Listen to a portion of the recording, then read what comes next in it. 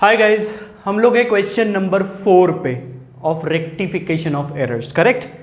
अभी क्वेश्चन में पढ़ता हूं। क्वेश्चन बोला है रेक्टिफाई द फॉलोइंग एरर्स, इतना ही बोला है बस। इसका मतलब क्या, ये जितने भी एरर्स नीचे आपको दिए हैं वो कब समझ में आए, बुक्स ऑफ अकाउंट्स क्लोज करने से पहले समझ में आए, तो चीजें अपने कंट्रोल में है, कुछ भी कर सकते हैं हम लोग। क्लियर।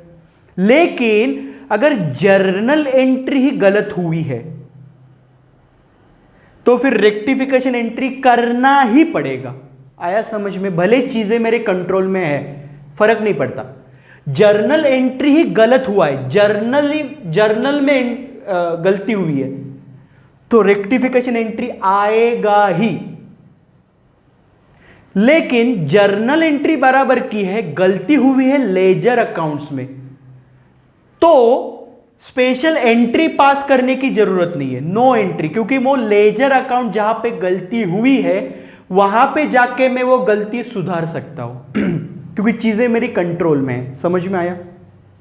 ठीक है, तो मैं 1 बाय 1 शुरू करें अभी फिर। यस, पहला पॉइंट बोला है, पहला एडजस्टमेंट बोला है, goods for ₹7,500 were purchased from Vaishali traders on credit but no entry has yet been passed.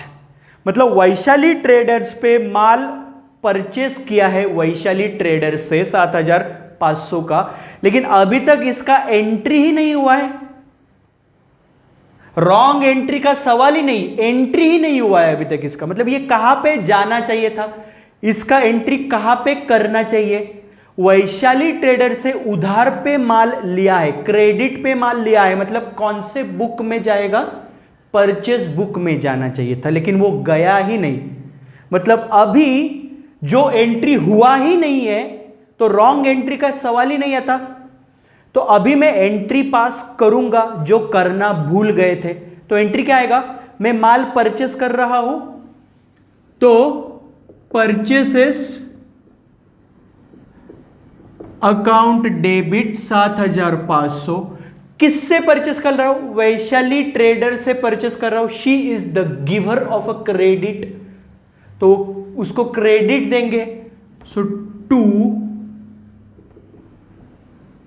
Vaishali traders 7,500। Narration क्या लिखोगे? Being goods purchased on credit from Vaishali traders was not recorded in the books of accounts, now recorded. Clear? Yes, तो ये था पहला point. Number 2, दूसरा entry है purchase return for ₹2,000 not recorded in the books.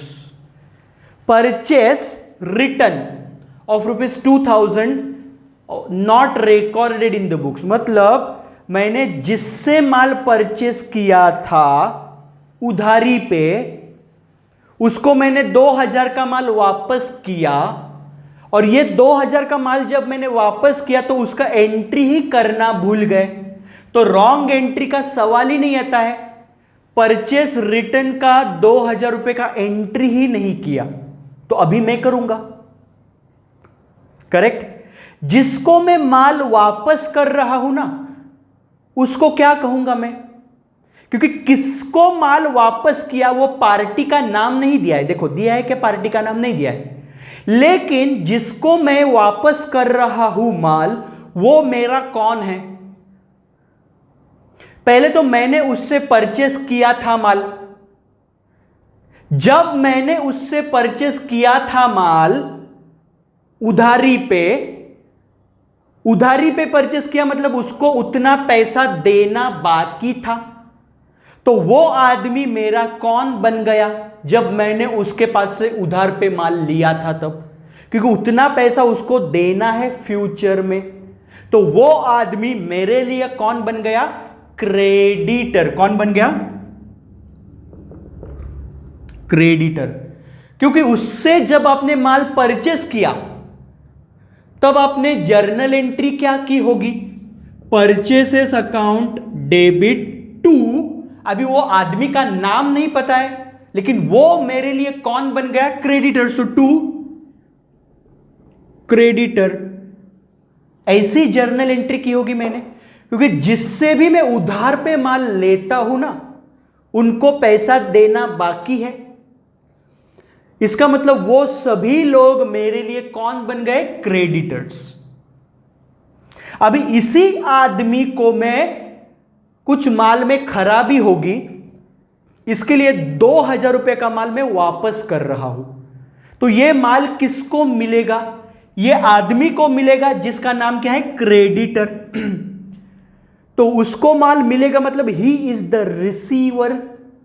जो मैं माल वापस कर रहा हूं 2000 का, उसको वो माल मिलेगा, तो he is the receiver of the goods, तो उसको डेबिट देना चाहिए। तो एंट्री क्या करेंगे? Creditors account debit 2000।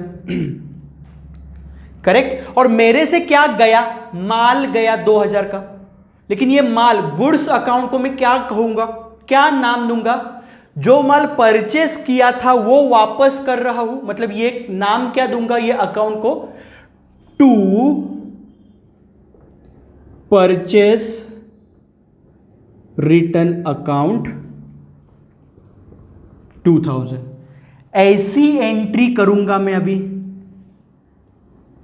ये एंट्री करनी चाहिए थी, जो नहीं की, अभी मैं करूंगा और गलती को सुधारूंगा।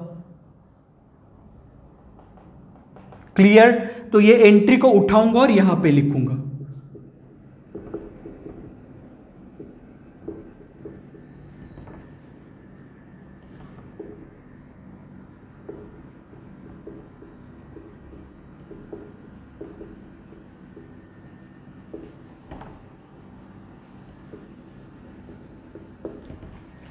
Clear?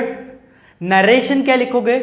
Being goods return but no entry was passed, now passed या now recorded। करेक्ट? क्लियरली समझ में आया? यस। आगे बढ़ते हैं। तीसरा एंट्री क्या है?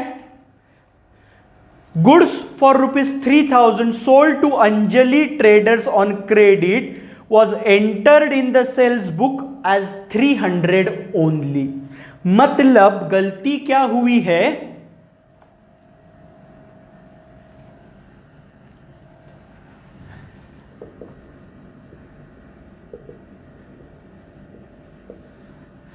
अंजलि ट्रेडर्स को 3000 रुपए का माल बेचा उधारी पे, तो मुझे बताओ कौन से बुक में जाना चाहिए? सेल्स बुक में जाना चाहिए। तो एंट्री क्या होगा? जैसे ही सेल्स बुक में गया, मतलब जर्नल एंट्री क्या होना चाहिए? अंजलि ट्रेडर्स को माल मिला एंड उधारी पे बेचा, तो उधारी भी उसको मिला, मतलब शी इज द रिसीवर, और जो रिसीवर है उसको डेबिट देंगे। तो अंजलि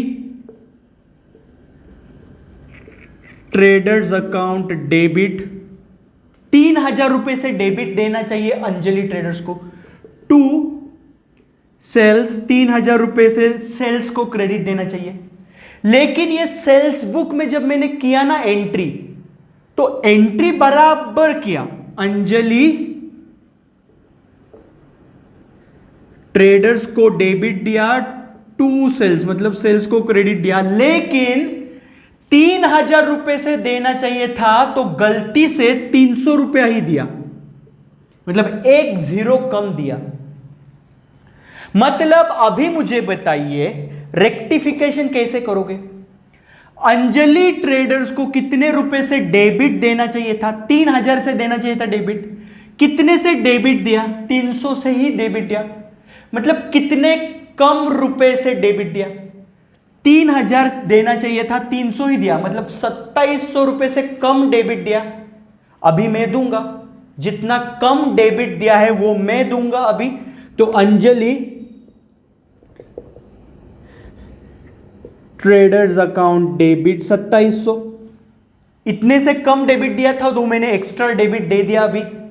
और सेल्स अकाउंट को कितने से क्रेडिट देना चाहिए था? 3000 से। कितने से दिया गया? 300 रुपए से ही दिया गया क्रेडिट। तो कितने से कम क्रेडिट दिया गया सेल्स अकाउंट को? 2700। तो अभी मैं दूंगा टू सेल्स अकाउंट 2700। समझ में आया रेक्टिफिकेशन एंट्री कैसे किया? अभी इसको उठाऊंगा और यहां पे लिखूंगा Anjali traders account debit to sales.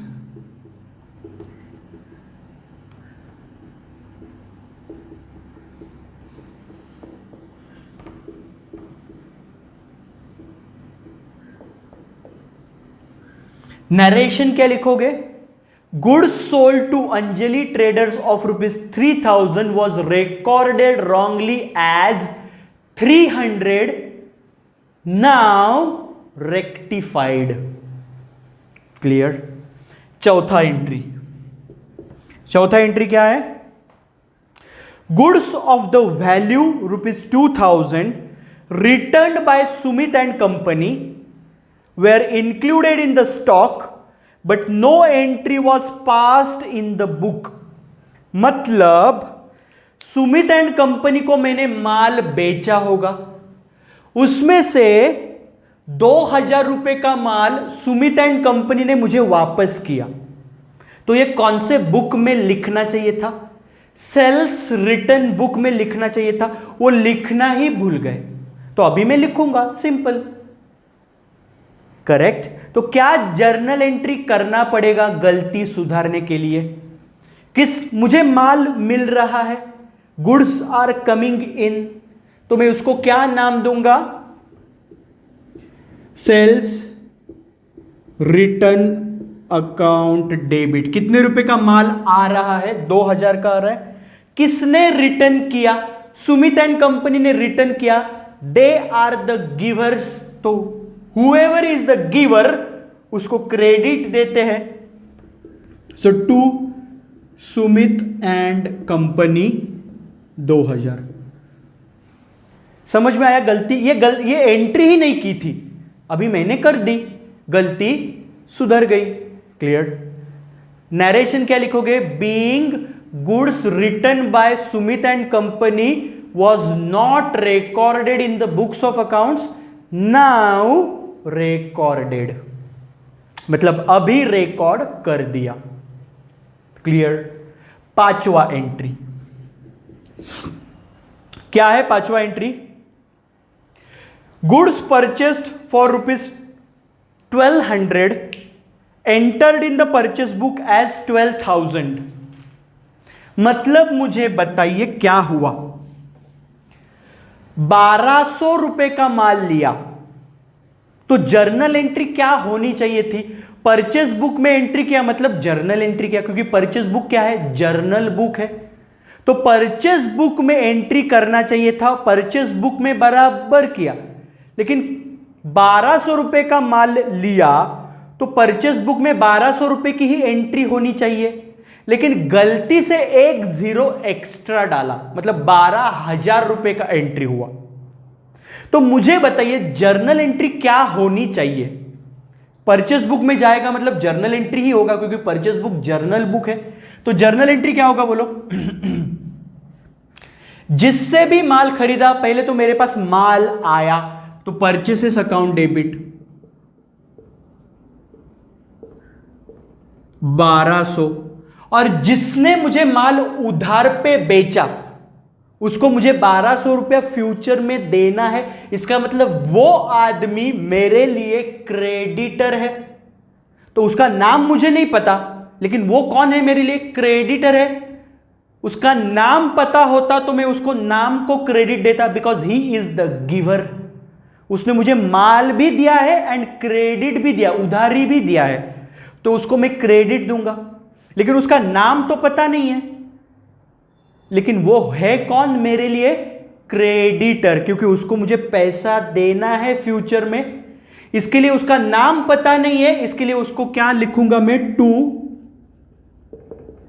Creditor 1200। Creditor मतलब कौन? जिसको फ्यूचर में पैसा देना है, वो आदमी, मतलब मेरा वो कौन है? क्रेडिटर। क्लियर? तो 1200 रुपया देना है। लेकिन गलती से परचेस बुक में लिखते समय एंट्री कितने रुपए का हुआ? 12,000 रुपए का हुआ। मतलब जर्नल एंट्री क्या हुआ? परचेसेस अकाउंट डेबिट, एक जीरो एक्स्ट्रा गया। देखो 12,000 रुपए का हुआ, कितने का होना चाहिए था? 1200 टू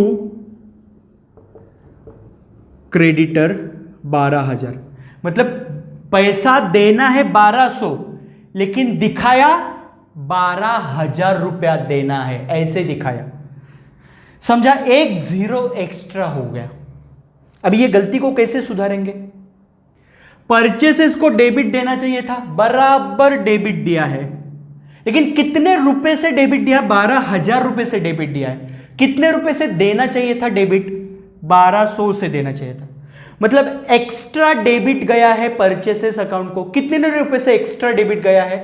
12,000 माइनस 1200, मतलब 10,800 रुपए से एक्स्ट्रा डेबिट गया है परचेसेस अकाउंट को। वो कैंसल करने के लिए मैं परचेसेस अकाउंट को कौन सा इफेक्ट दूंगा? क्रेडिट इफेक्ट दूंगा। सो टू परचेसेस अकाउंट 10,800 दिया, परचेसेस अकाउंट को क्रेडिट 10,800 से। मतलब जो एक्स्ट्रा डेबिट गया था 10,800 से, वो क्रेडिट देके कैंसिल कर दिया। क्लियर? एंड क्रेडिटर्स को क्रेडिट जाना चाहिए था 1200 से, लेकिन वो गया 12,000 से। मतलब क्रेडिटर्स को कितने रुपए से एक्स्ट्रा क्रेडिट गया है? 10,800 से। वो कैंसिल करने के लिए क्रेडिटर्स को क्या दूंगा? डेबिट दूंगा। तो क्रेडिटर्स अकाउंट डेबिट 10,800। ये जर्नल एंट्री उठाऊंगा और यहां पे लिखूंगा।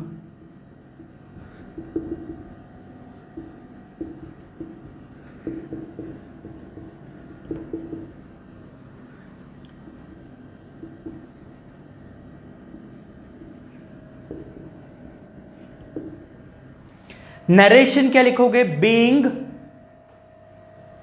Entry was made for 12,000 instead of 1,200, now rectified. Clear? Yes. And last entry, entry number 6 क्या दिया है? N invoice for goods sold to Nita was overcast by 200। मतलब नीता को मैंने माल बेचा, करेक्ट? लेकिन जब मैंने बिल बनाया, बिल तो 200 रुपया ओवरकास्ट हुआ, मतलब 200 रुपए से बिल ज्यादा हो गया गलती से, करेक्ट? मतलब सही एंट्री क्या है? नीता को माल बेचने की। सही एंट्री है नीता को उधार पे माल बेचा, तो Nita is the receiver of a goods and उधारी। So Nita account debit to sales. Clear? ऐसी एंट्री होनी चाहिए थी। एंट्री ऐसी ही हुई है। Nita account debit to sales, ऐसी ही एंट्री हुई है। देखो एंट्री बराबर हुई है, लेकिन ये डेबिट 200 रुपए से ज्यादा गया है एंड सेल्स को क्रेडिट 200 रुपए से ज्यादा गया है, क्योंकि जो बिल बनाया, बिल वो 200 रुपए से ज्यादा बनाया गया गलती से। मतलब समझो फॉर एग्जाम्पल 10,000 रुपए का माल बेचा, तो बिल कितने का बनना चाहिए था? 10,000 रुपए का ही बिल बनना चाहिए था। तो एंट्री कितने का होना चाहिए था? 10,000 का ही एंट्री होना चाहिए था। लेकिन गलती से जो बिल बनाया वो बनाया गया 10,200 रुपए का। तो बिल जितने का बनेगा उतने का ही एंट्री करेंगे। मतलब एंट्री भी कितने का हुआ रहेगा? 10,200 एंड 10,200। समझा क्या हुआ? मतलब नीता अकाउंट को कितने रुपए से डेबिट देना चाहिए था? 10,000। कितने रुपए से डेबिट दिया गया? 10,200 से दिया गया, मतलब नीता अकाउंट को एक्स्ट्रा डेबिट दिया गया है 200 रुपए का, वो कैंसल करने के लिए नीता अकाउंट को क्रेडिट करना पड़ेगा। So to Neeta account 200 and sales को कितने रुपए से क्रेडिट करना चाहिए था? फॉर एग्जाम्पल 10,000 से। कितने रुपए से क्रेडिट किया गया? 10,200 से किया गया, मतलब 200 रुपए से एक्स्ट्रा क्रेडिट दिया गया सेल्स अकाउंट को, वो कैंसल करने के लिए सेल्स अकाउंट को डेबिट देंगे 200 रुपए से। तो सेल्स अकाउंट डेबिट 200, ये 200 रुपया बिल में ज्यादा हुआ, बिल जब बनाया तो 200 रुपए से ज्यादा बिल बनाया गया, तो ज्यादा नीता को डेबिट मिला, ज्यादा सेल्स अकाउंट को क्रेडिट मिला। वो कैंसिल करने के लिए एग्जैक्टली उल्टा एंट्री किया 200 का। क्लियरली समझा आपको? तो ये एंट्री है रेक्टिफिकेशन एंट्री, इसको उठाएंगे और यहां पर लिखेंगे सेल्स अकाउंट डेबिट टू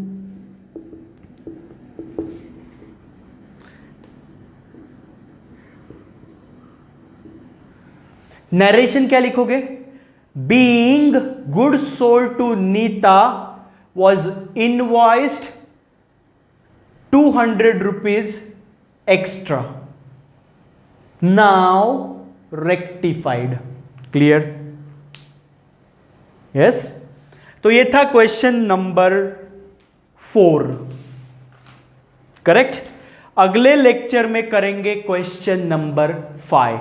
तब तक के लिए थैंक यू सो मच।